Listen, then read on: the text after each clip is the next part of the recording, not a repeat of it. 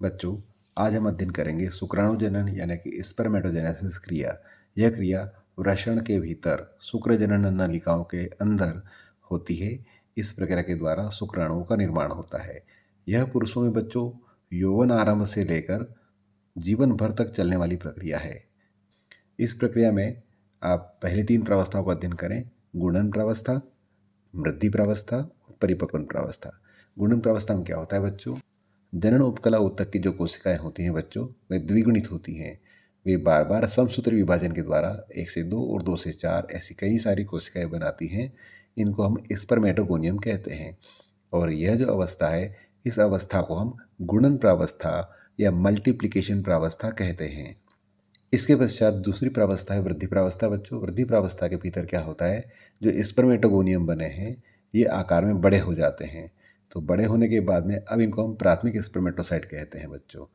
अब तीसरी प्रावस्था है परिपक्वन प्रावस्था। तो इसमें प्राथमिक स्पर्मेटोसाइट अर्धसूत्री प्रथम के द्वारा द्वितीयक स्पर्मेटोसाइट में बदल जाते हैं।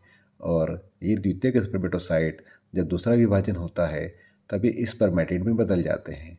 तो ध्यान रखें, प्राथमिक स्पर्मेटोसाइट से 2 द्वितीयक स्पर्मेटोसाइट बनेंगे और द्वितीयक स्पर्मेटोसाइट से भी 2 स्पर्मेटिड बनेंगे।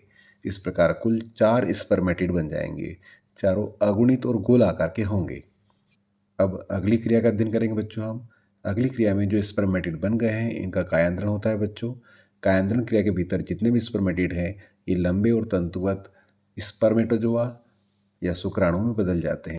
मुक्त हुए शुक्राणु सिर की सहायता से सर्टोली कोशिकाओं से चिपक जाते हैं और वहाँ से पोषण प्राप्त करके परिपक्व होते हैं बच्चों।